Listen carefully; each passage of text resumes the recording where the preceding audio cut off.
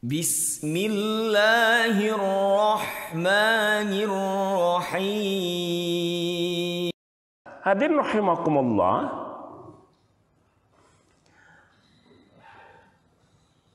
para ulama menyebutkan bahwa idza qumtum ila sholati faghsilu wujuhakum, ini menunjukkan tentang wajibnya niat ya dalam menyertai perbuatan wudu. Kenapa? Karena hadis Nabi menyebutkan innamal a'malu binniyat wa innamal likulli imri'in ma nawa. Amal-amal itu akan jadi semata-mata sesuai dengan niatnya, dan bahwa setiap orang akan mendapatkan apa yang ia niatkan. Karena itu maka niat ketika akan melaksanakan wudu itu merupakan perkara yang wajib ya, sehingga tidak sah ya perbuatan wudu itu seandainya tidak disertai dengan niat bahwa itu dalam rangka apa?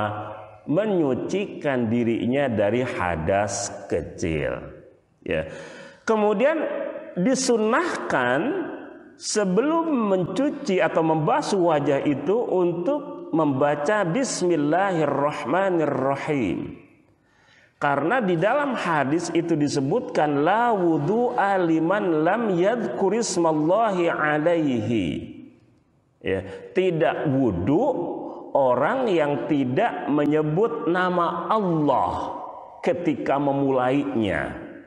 Meskipun disebutkan la wudu'a ya, tetapi ini menunjukkan tentang peneguhan, penegasan betapa sunnah ya untuk memulai wudu itu dengan membaca Bismillahirrahmanirrahim ya. Nah, kemudian yang ketiga itu disunnahkan untuk mencuci kedua telapak tangan sebelum memasukkannya ke dalam wadah yang berisi air yang ia akan ambil sebagai air wudu ya. Dari sini ya, ini adalah gambaran tentang air yang ada di dalam sebuah wadah ya. Bagi kita itu seperti ada di dalam ember ketika tidak ada gayung untuk mengambil air itu dan langsung tangan itu dimasukkan ke dalam wadah itu, maka harus terlebih dahulu kedua telapak tangan itu dicuci ya. Dan ini disebutkan di dalam hadis yang diriwayatkan oleh Imam Bukhari dan Muslim dari Abu Hurairah bahwa pekerjaan mencuci kedua telapak tangan ini menjadi sedemikian penting ketika seseorang itu bangun dari tidurnya. Karena itu di dalam hadis dikatakan idza staiqadha ahadukum min naumihi fala yudkhil yadahu fil ina'i qabla an yaghsilaha thalathan fa inna ahadakum la yadri aina batat yaduhu. Jadi kalau salah seorang di antara kamu bangun dari tidurnya, janganlah sekali-kali dia memasukkan tangannya itu ke dalam bejana, ke dalam wadah sebelum mencucinya 3 kali. Ya, sebab salah seorang di antara kamu tidak tahu di mana tangannya itu tidur ketika dia sedang tidur. Ya, coba misalnya, ya kita sih memang mungkin ya kan kita mah tidur di tempat yang jelas ya, di kasur yang semuanya bersih ya, semuanya juga steril gitu, dan mungkin berbeda dengan orang yang ketika dia melakukan tidur tetapi berada di tempat yang mungkin dia tidak tahu ya, apakah di samping kanan kiri atasnya itu ada sesuatu kotoran misalnya ya. Tetapi meskipun begitu ya, tetap bahwa ini adalah hadis Rasulullah SAW yang kita memang tidak pernah tahu apa yang dilakukan oleh tangan ketika kita dalam keadaan tidur ya. Megang apa ketika kita sedang tidur itu kita tidak tahu ya.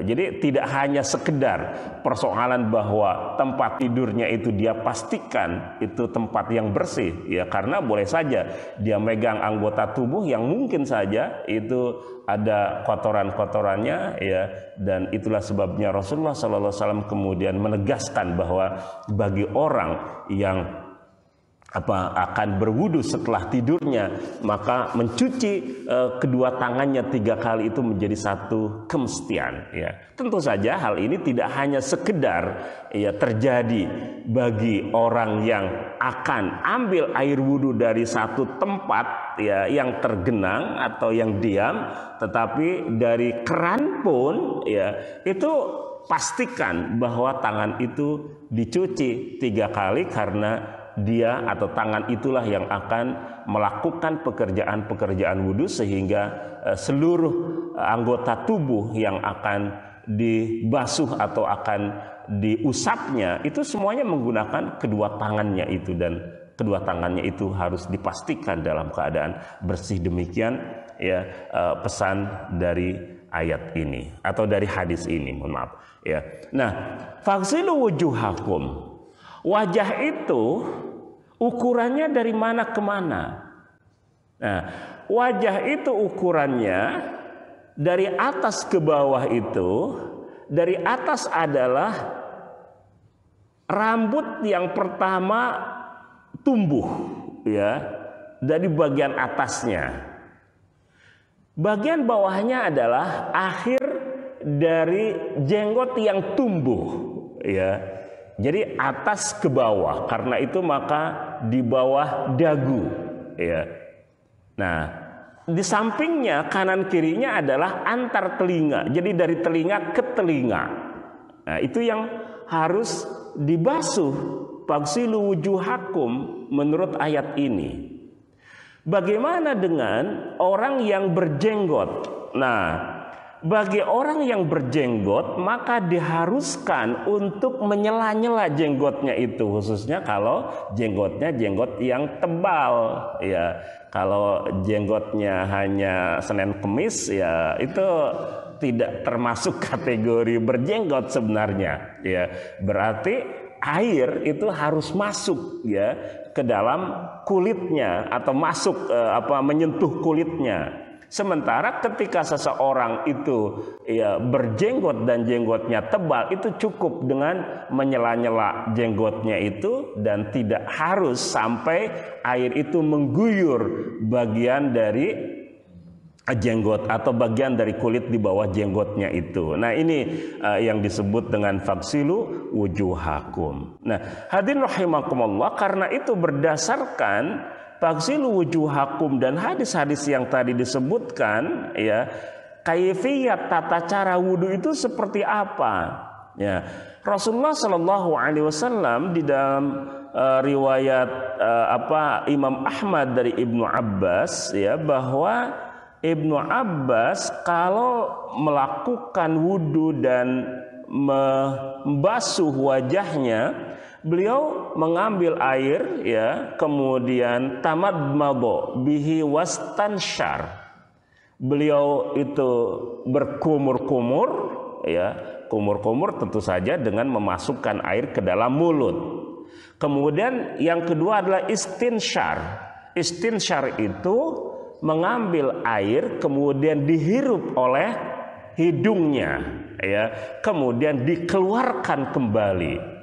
Nah, Rasulullah SAW biasa melakukan madmadah dan istinsyar itu dengan cara yang serius, ya, karena itu dimaksudkan untuk membersihkan rongga mulut, membersihkan rongga hidung, ya. Bisa dibayangkan orang yang hidup di padang pasir, ya, debu itu sedemikian rupa terjadi, ya, ditiup air kemudian dihisap, maka kalau hidung itu tidak dibersihkan maka itu akan bermasalah, ya, mendatangkan penyakit. Loh, itu kan padang pasir, bagaimana kita kan hidup di kota, ya, apalagi di kota yang masuk dihirupnya itu bukan hanya sekedar debu tetapi asap gitu kan, itu berbahaya lagi gitu. Oleh karena itu maka istinsyar bagi kita itu juga menjadi satu hal yang sangat penting. Wallahu alam, saya mendapatkan satu ulasan ya bahwa ada seorang dokter ya, saya lupa itu di barat ya, di Eropa, saya lupa, ini adalah bacaan yang cukup lama. Kemudian dia mengatakan, saya aneh orang Islam itu ya sudah punya ajaran yang sangat agung untuk mencegah terjadinya stroke, dibilang, tapi tidak melakukannya. Maka orang-orang kemudian bingung, loh, apa itu? Dia bilang, setiap kali akan berwudu, kalian kan diajarkan oleh Nabi kalian untuk istinsyar, untuk menghirup air ke dalam hidung. Ya, itu adalah cara untuk mencegah terjadinya stroke, dia bilang gitu. Walau alam gitu kan. Nah ini kan persoalan sains ya, persoalan medis gitu. Nah jadi pastinya adalah bahwa tidak ada satupun ajaran di dalam agama kita kecuali bahwa ia memiliki hikmah yang sangat mendalam, baik untuk badan dunia kita maupun untuk agama kita. Karena itu maka dipastikan bahwa dengan cara madmadah dan istinsyar itu banyak manfaat yang bisa kita ambil sehingga kita bisa hidup menjalani kehidupan ini dengan lebih baik ya, menjadi lebih sehat, lebih bugar dan seterusnya ya. Kemudian ya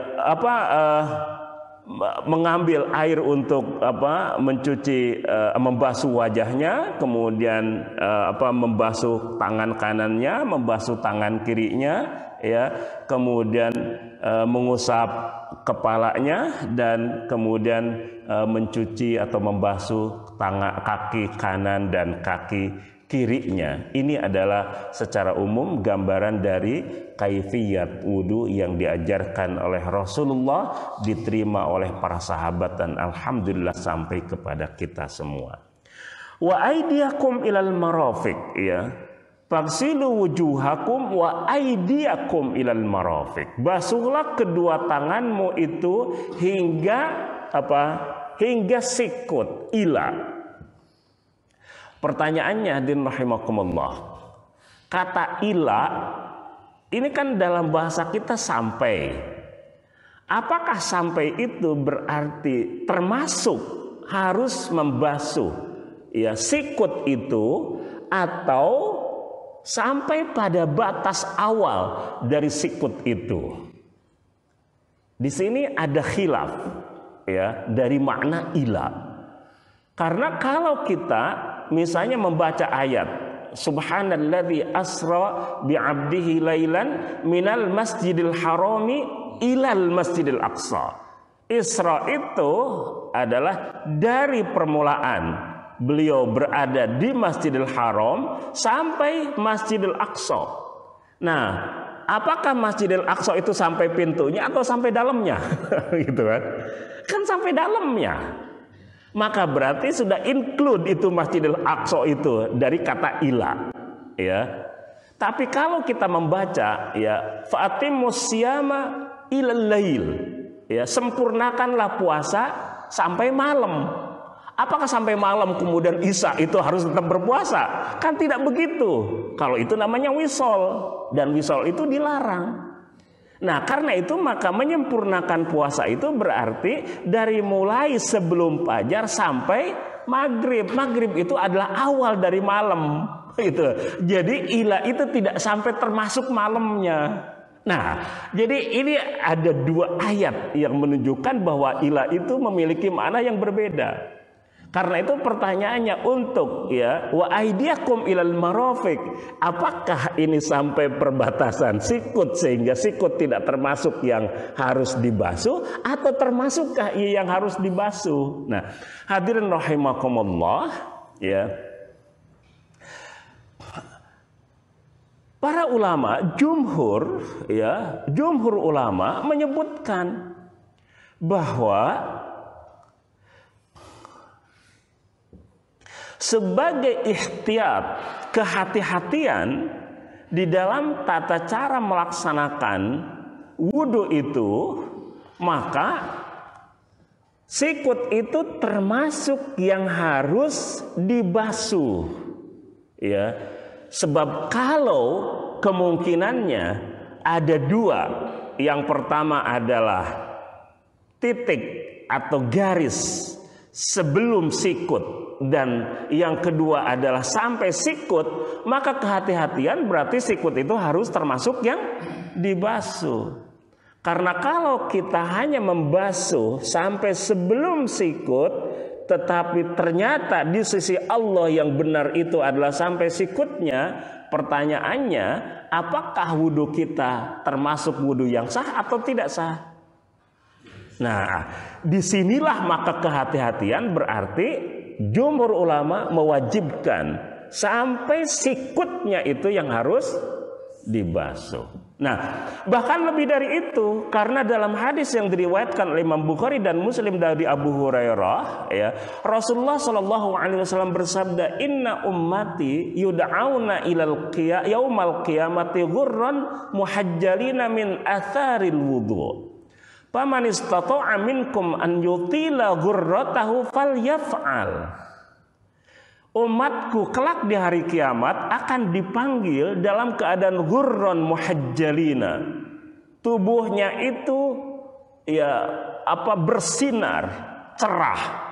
Ya, dan itu min atharil wudu, dari bekas dia melaksanakan wudu. Dalam riwayat lain min atharis sujud, dari bekas dia bersujud, artinya melaksanakan sholat. Ya. Karena itu pamanis tato'a, siapa yang ingin, siapa yang bisa agar bagian tubuhnya yang putih berseri, ya, mencorong kelak di hari kiamat ketika dipanggil oleh Rasulullah Sallallahu Alaihi Wasallam untuk datang ke maqam mahmuda, makom yang terpuji untuk mendapatkan syafaat telaga kautsar dari Rasulullah Sallallahu Alaihi Wasallam, maka lakukanlah. Nah, berdasarkan hadis yang sahih ini, bukan hanya sekedar sikut yang termasuk harus dibasuh, tetapi ya, ada bagian di atas sikut yang harus kita sertakan untuk dibasuh. Kenapa? Karena ia akan termasuk bagian dari anggota tubuh yang kelak pada hari kiamat itu akan putih mencorong, bersinar karena bekas air wudhu itu. Dan ini menjadi salah satu dari identitas umat Rasulullah Sallallahu Alaihi Wasallam. Nah, karena itu maka ada yang disebut dengan isbaghul wudhu, ya, menyempurnakan wudhu. Salah satu di antara indikator menyempurnakan wudhu itu adalah ketika ada bagian di atas sikut yang termasuk kita basuh, ya, supaya lebih sempurna wudhu yang kita laksanakan. Nah, ini adalah wa aidiakum ilal marafiq wamsahu biruusikum, usaplah kepalamu. Nah, hadirin rahimakumullah, wamsahu biruusikum di sini menggunakan ba, ya, bi ruusikum. Di dalam bahasa Arab, ba itu memiliki banyak makna. Nah, ini makanya santri itu perlu, ya, mendalami bahasa Arab. Ya. Kenapa? Karena huruf ba saja itu memiliki banyak makna. Makna-makna itu bisa berdampak hukum. Dan karena itu maka para ulama kita ketika memahami biruusikum ini berbeda pendapat. Kenapa berbeda pendapat? Karena makna-makna ba itu sendiri, ya. Dulu misalnya ada satu kitab Mughnil Labib misalnya, itu menceritakan ini adalah hazanah bahasa Arab yang sangat kaya, ya.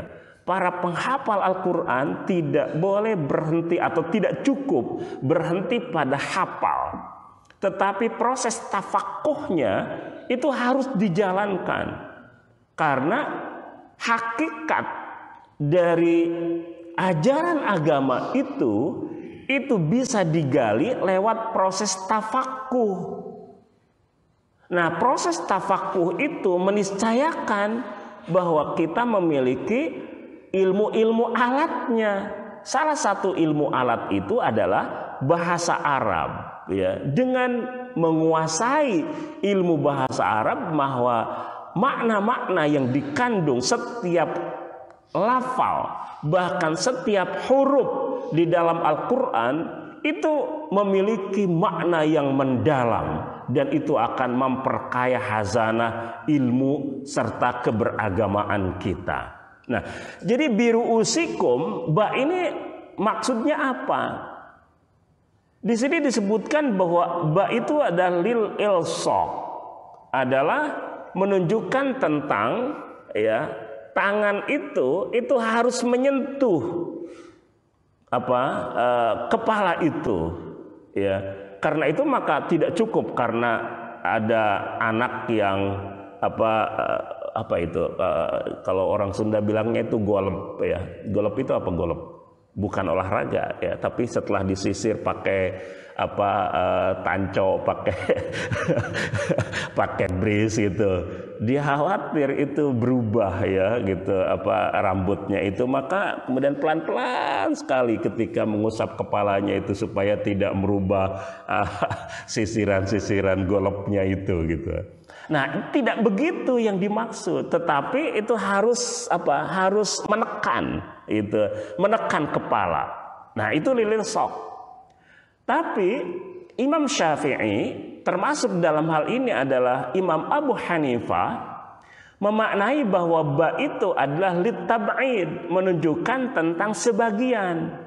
Ya, karena itu maka minimal yang diusap dari kepala itu adalah sebagiannya. Jadi tidak menunjukkan tentang ketentuan yang harus diusap, tetapi menggambarkan tentang minimal. Kalau yang minimal itu dilakukan maka sah wudunya. Ya, minimal itu adalah 3 helai rambut menurut mazhab Asy-Syafi'i. Menurut mazhab Imam Abu Hanifah adalah minimal 1/4 kepala. Karena ketika biru usikum, ya, yang mengusap itu adalah tangan, dan ketika tangan ditempelkan di kepala maka tangan itu menempati ruang 1/4 dari kepala itu. Oleh karena itu maka menurut Imam Abu Hanifah minimal adalah 1/4 dari kepala yang diusap, ya. Nah, hadirin rahimakumullah, ya, meskipun begitu, dalam sebuah hadis yang diriwayatkan dari Abdullah bin Zaid bin Asim, ya, dan dia adalah kakeknya Amr bin Yahya, sahabat Rasulullah Shallallahu Alaihi Wasallam, ya. Dalam sebuah riwayat dari Imam Bukhari dan Muslim, ya, dari jalan Malik dari Amr bin Yahya Al-Mazini, dia ditanya, bisakah engkau memperlihatkan kepadaku bagaimana cara Rasulullah Sallallahu Alaihi Wasallam berwudu? Maka kemudian beliau menjelaskan bagaimana ketika dia menyaksikan Rasulullah Sallallahu Alaihi Wasallam berwudu, dan bagian kepala ini pamsahu biruusikum, beliau menceritakan, tsumma masaha ra'sahu biyadaihi. Kemudian Rasulullah itu mengusap kepalanya dengan kedua tangannya, pakai kedua tangan, ya, pakai kedua tangan. Fa'aqbala bihima wa adbara, maka beliau itu menggerakkan tangan itu, ya, dari depan ke belakang kemudian kembali lagi ke depan, ya. Bada'a bi muqaddam ra'sihi, beliau memulai dari depan kepala, ya, kemudian diusapkan kedua tangannya itu sampai belakang, sampai tengkuknya, ya, kemudian kembali lagi ke depan, gitu. Jadi kedua tangan ini ditekankan atau ditempelkan di kepala, kemudian digerakkan ke belakang sampai tengkuk ini, lalu kemudian dikembalikan lagi ke depan. Ini adalah cara ketika Rasulullah Shallallahu Alaihi Wasallam, ya, mengusap kepalanya itu. Nah, jadi dalam hal ini berarti ada minimal dan ada yang biasa dilakukan oleh Rasulullah Sallallahu Alaihi Wasallam sebagaimana yang disaksikan oleh Abdullah bin Zaid bin Asim tentang bagaimana tata cara Rasulullah Shallallahu Alaihi Wasallam berwudu. Nah, hadirin rahimakumullah, ini adalah wamsahu biruusikum. Ya. Nah, kemudian wa arjulakum ilal ka'bain. Ya. Faghsilu wujuhakum wa aydiyakum ilal marafiqi wamsahu biruusikum wa arjulakum ilal ka'bain. Hadirin rahimakumullah, wa arjulakum ini dibaca nasab, sementara kalimat sebelumnya wamsahu biruusikum itu dengan kasrah karena ada ba. Nah, pertanyaannya adalah, jadi kalau arjulakum ini diatafkan, diikut sertakan kemana? Nah, ini disertakan, diatafkan ke wujuhakum wa aidiakum. Jadi faghsilu wujuhakum wa aidiakum wa arjulakum. Berarti ketika kita bagian memproses kaki pada saat berwudu itu tidak dengan cara mengusapnya, ya. Apa bedanya al-mashu dengan al-ghuslu? Hadirin rahimakumullah, yang disebut dengan al-ghuslu adalah ketika air itu ditumpahkan. Jadi air itu apa? Mengena, ya, secara sempurna, ya, bahkan kemudian mengalir. Tetapi yang disebut dengan al-mashu, mengusap, dan bahasa kita juga menunjukkan bahwa ketika perbuatan mengusap, maka yang terkena air itu adalah apa? Adalah tangan. Tangan yang terkena air itu yang kemudian diusapkan, sehingga air itu tidak mengucur ke bagian yang diusap itu. Karena itu maka wudu itu ketika mengusap kepala tidak harus sampai rambut itu basah kuyup, ya. Kalau itu namanya faghsilu itu, ya. Padahal cukup dengan diusap. Jadi diusap itu tidak harus sampai rambut itu menjadi basah kuyup. Ya, tapi beda dengan al-ghusl. Al-ghusl itu harus sampai basah. Nah, kaki itu bukan diusap tetapi dibasuh. Nah, karena diatapkan ke faghsilu wujuhakum wa aydiyakum. Nah, jadi hadirin rahimakumullah, ya, itu wujubu ghuslir rijlaini dunal mashi. Karena itu maka wajibnya atau wajib mencuci, membasuh kedua kaki itu bukan dengan cara mengusapnya. Nah, karena itu maka banyak hadis yang bercerita tentang bagaimana kedua kaki ini harus dibasuh. Bahkan tidak boleh ada satu bagian dari kaki itu yang tidak kena air wudu. Ya, itu sebabnya setiap anggota tubuh, anggota wudu itu harus ditadlik, harus diurut-urut. Supaya apa? Supaya air itu kena secara sempurna pada bagian kulit yang menjadi anggota wudu itu. Kalau, ya, dan ini umum atau banyak terjadi, ya, kalau kaki itu hanya nendang-nendang air keran, nah itu kan, ini apa? Kembali lagi ke ayat itu kan, ya, tangan itu cuma dimasukkan ke dalam aliran air keran gitu. Ketika itu yang dilakukan, ya, apakah air itu akan merata ke seluruh anggota wudu? Dimungkinkan tidak.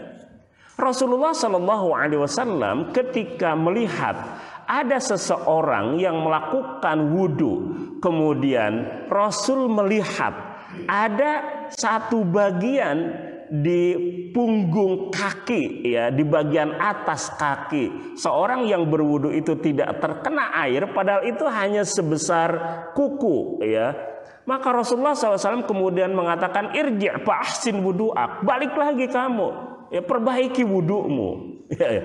Jadi sampai pada batas-batas itu, ya. Hadirin rahimakumullah, karena itu maka wudu itu, ya, itu harus dilakukan dengan penuh kekhusyuan, ketelitian, ya, keuletan. Jangan sampai, lah ini kan hanya wudu gitu. Bukan hanya wudu gitu. Nanti kita akan bicarakan bagaimana keutamaan-keutamaan yang akan didapatkan oleh seseorang ketika dia melaksanakan wudunya itu dengan sebaik-baiknya. Nah, hadirin rahimakumullah, termasuk di dalam persoalan membasuh kaki ini adalah at-takhlil bainal asabi', ya, menyela-nyela di antara jari-jari kaki. Kenapa jari-jari kaki itu disela-sela? Supaya air itu masuk secara sempurna dan membasuh seluruh bagian dari kaki itu. Yang kalau tidak disela-sela itu boleh jadi air itu tidak masuk. Ya kan, antara antara jari-jari di dalam kaki itu terkadang kan tertutup. Yang kalau kita tidak bantu, ya, dengan tangan kita, boleh jadi air itu tidak menyentuh kulit kaki di antara satu jari dengan jari yang lain, ya. Karena itu maka Rasulullah SAW, sebagaimana yang diriwayatkan dari Laqit bin Subrah, ya, ini adalah hadis yang diriwayatkan oleh Ahlus Sunan, artinya Abu Daud, Tirmidzi, Nasai dan Ibnu Majah. Rasulullah SAW bersabda, asbig al-wudu, ya, sempurnakanlah wudumu. Wa khallil bainal asabi, sela-selalah di antara jari jemarimu, ya. Wa baligh fil istinsyaq, dan ya, seriuslah secara maksimal melakukan istinsyaq, ya. Istinsyaq itu artinya adalah menghirup air ke dalam hidung, kemudian istinsyar artinya mengeluarkannya kembali. Jadi istinsyaq dan istinsyar itu sebenarnya adalah satu pekerjaan, karena tidak mungkin kemudian kita hirup air ke dalam hidung kemudian dimasukkan ke dalam perut. Nah, itu namanya keselak gitu kan. Bukan istinsyaq gitu. Jadi jadi istinsyar. Nah, ini harus, ya, balik, ya, harus serius, ya. Jangan sampai hanya sekedar masuk air ke dalam hidung itu, ya. Nah, itu kan bisa bikin puyeng, ya. Iya, tapi justru disitulah letak dari manfaat besar yang akan kita dapatkan dengan cara, ya, istinsyaq kemudian istinsyar itu. Illa antakuna shaiman, kecuali kalau kamu dalam keadaan berpuasa, ya, lain berpuasa gitu kan. Nah, ini jangan sampai kemudian ketika wudhu di hari Senin, istinsyaqnya pelan-pelan, kamu puasa? Iya, saya puasa.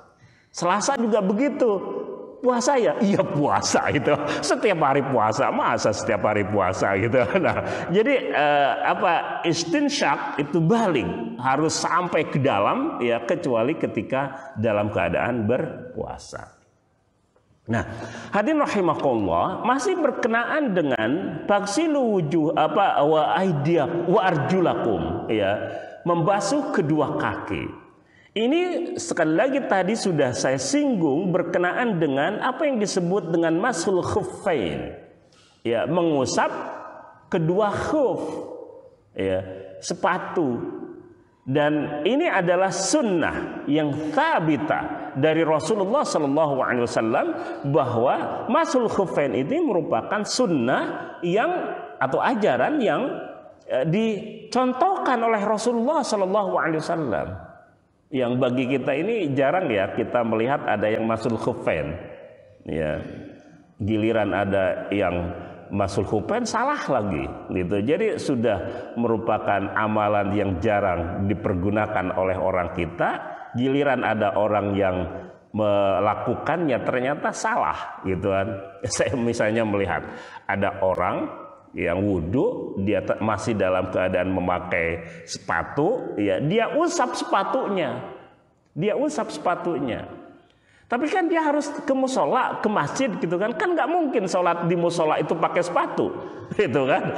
Maka dia buka sepatunya, buka kaos kakinya. Lah, bukan begitu masul khufain. Ya. Bagaimana mungkin itu khuf itu diusap sementara ketika melaksanakan sholat tidak menggunakan khuf itu. Kalau begitu mah berarti sudah dibuka khuf itu. Dan karena itu maka yang harus dilakukan adalah dengan membasuh kedua kakinya, bukan dengan mengusap sepatunya. Nah, jadi hadirin rahimakumullah, saya melihat ini sering terjadi ya. Kenapa sering terjadi? Karena memakai khuf bagi kita itu tidak menjadi budaya. Ya, tidak menjadi budaya. Beda dengan ketika orang Arab ya di musim dingin memakai khuf. Jadi ketika mereka pakai khuf kemudian berangkat ke masjid, ya khuf itu bukan sepatu yang ia pakai untuk berjalan di atas tanah. Jadi tetap saja dia menggunakan sendal atau sepatu lagi. Jadi bagi kita khuf mereka itu mirip dengan kaos kaki. Ya, ketika orang itu kemudian masuk ke masjid, yang dibuka, ya, yang dilepaskan adalah sepatu atau sandal yang dipakainya. Sementara khuf itu tetap dia pakai untuk masuk ke dalam masjid, tidak dibuka. Nah, ini kultur ya yang berbeda dengan kita, sehingga bagi kita itu menggunakan khuf ya memang kita tidak punya musim dingin ya, karena itu pakai khuf itu pasti ribet, dia pasti gerah ya. Orang kita pakai kaos kaki saja umumnya tidak biasa ya gitu kan. Nah, jadi bukan seperti itu. Karena itu maka khuf itu adalah harus sesuatu yang dikenakannya selama dia menggunakan mashul khufain untuk tata cara wudhunya ya. Sekali lagi bahwa khuf itu bisa dipakai ya, sehingga wudhu itu hanya dengan mengusap atas khufnya selama 1 hari 1 malam bagi orang yang mukim, 3 hari 3 malam bagi orang yang melakukan safar. Tetapi sekali lagi catatannya adalah bahwa khuf itu tetap dikenakannya ya. Ketika dia membukanya maka berarti ya kaki itu harus dibasuhnya. Kalau dia ingin memakainya kembali, maka dia harus memakainya dalam keadaan suci untuk kemudian masul khufain ketika dia mengambil air wudhu berikutnya itu berlaku lagi. Gitu. Nah, rahimakumullah, ini adalah masul khufain ya. Dan kalau kita mau menggunakan masul khufain itu silahkan ya, tetapi dengan tata cara yang benar menurut fikih ya.